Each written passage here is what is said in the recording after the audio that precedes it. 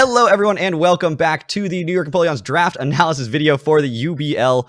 We are here this week taking on Deox, and of course, this is going to be a fun one. If you haven't seen any videos for this league before, go check them out.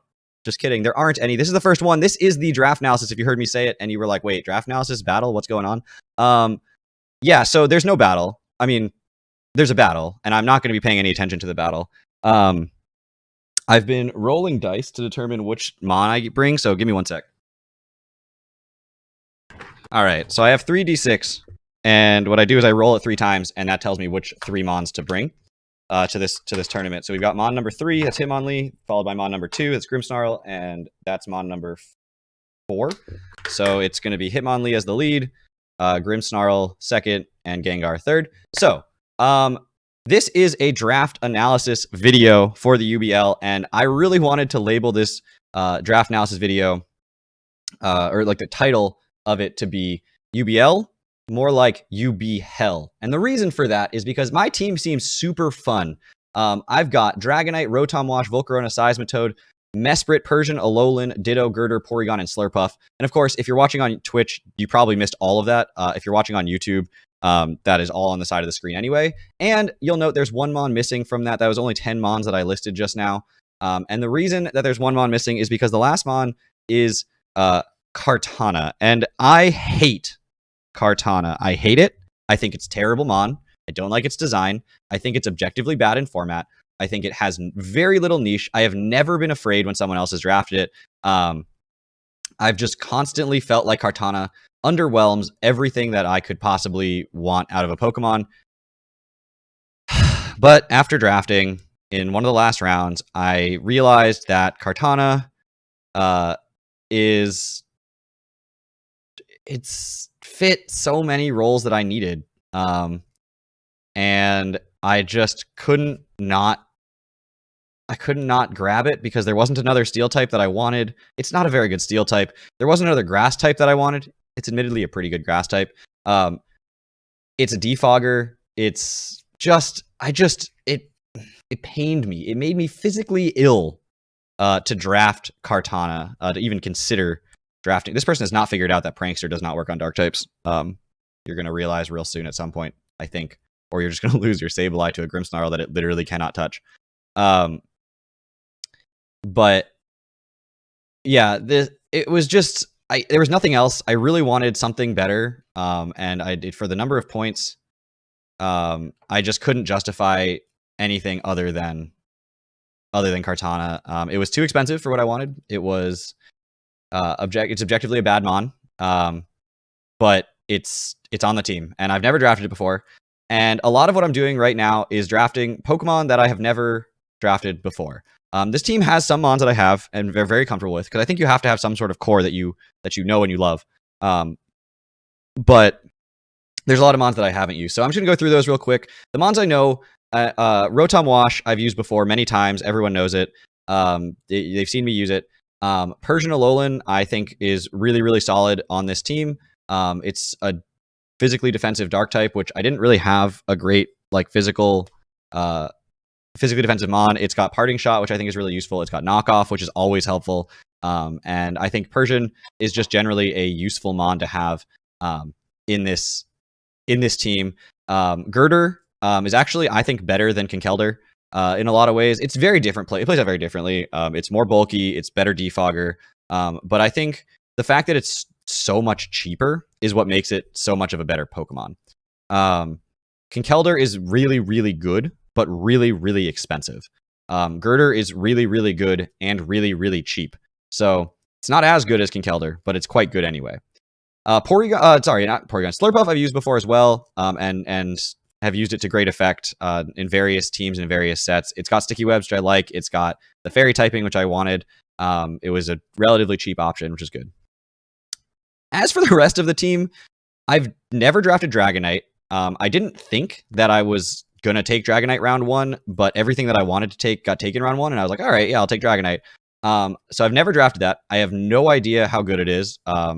So we'll see how that one goes. I've never drafted Kartana, obviously. I don't I don't think that one required any explanation. I've never drafted Mesprit. I've drafted both Azelf and Yuxi. I've never drafted Mesprit, though. I have never drafted Porygon. I have never drafted...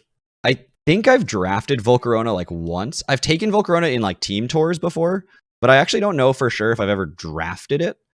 So I'm really excited to use Volcarona. And Seismitoad, I think I've taken once as well, but that was early in Gen 8, and it was mostly as a check to Dracovish, which is not like as much of a threat anymore. People have definitely gotten off the like every league is going to draft a Dracovish thing. So we'll see what happens there. But yeah. Oh, and of course I've skipped Ditto there, but Ditto is a mon that I'm incredibly comfortable with. I have drafted Ditto more times than I have drafted any other mon in Draft League. So I think Ditto is the best 7th mon in format. So what I mean by that is Ditto, you don't need to bring it. You just need to have it on your roster, and it messes with your opponent's team. They can't bring as much setup. If they do, they need to bring substitute. They can't bring the same like coverage options they want to bring, because if they can beat themselves, then Ditto is a problem. So like, you know, if there's a type that happens to be really good against my team, let's say Ghost, which is really, really good against my roster, Ditto comes in, and now your roster better be able to handle Ghosts, because if Ditto gets a chance to just click Shadow Ball against your Ghost type, you're going to be in trouble. And I do have Persian, I do have Ditto, I do have Porygon, so I do have answers to Ghost, but not that many. And I think the idea of having a major weakness like that against a type that is good against itself is a very, very like helpful way to keep those Pokemon from just spamming their stab option and winning the game. Beyond that, the team, I think, has a good mix of offense and defense. This is a really fun team that I'm really excited to use. Dragonite, Volcarona, Kartana as a top 3, all quad resist grass, which I thought was really, really fun because I did draft double water in Seismitoad and Rotom Wash. Rotom Wash's only weakness, both of them only weaknesses to grass, unless there's like an Excadrill. And so having all of my sweepers quad resist grass means it's like, do you want to bring the grass move and click it with the risk of one of my major offensive threats basically just getting a free switch in? Or do you not click the grass move and struggle to kill the Rotom Wash and the Seismitoad? So this team seems just absolutely fantastic. I'm very excited to use it. Of course, whatever's going on the screen right now, I have been paying literally no attention to. So if you were watching this battle, shout outs to you, because I wasn't. I was just clicking A. Grimmsnarl just got crit, so that's good to tune back into. Yeah, so if there's any feedback for some low tier options, I do actually think that this team could use a little bit of improvement in that vein. I do like Persian, Girder, Slurpuff stuff, but I also think there's an option for maybe a better T-Spikes deterrent. You know, I don't have a grounded poison. That is something that I am aware of. Maybe a better, but I do have, you know, Mesprit, Rotom Wash, Dragonite, Kartana.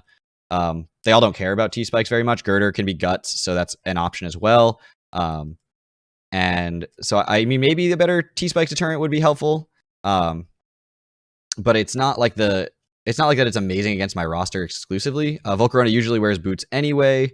I have a good amount of removal here. I've got 5 different defoggers on this team. And so the mix of offense and defense feels right, but some of the like defensive options feel like maybe I should have gotten like a specially defensive Pokemon that resists Ghost. So, you know, like a Drapion over a Persian kind of thing, but that was of course not an option. I would have probably taken that if it was there. But yeah, so that's mostly all I had to say about this team. That went a lot faster than I thought it was going to. The first battle, so if you're watching this here on Twitch, I will say the first battle is going to take place within a couple hours.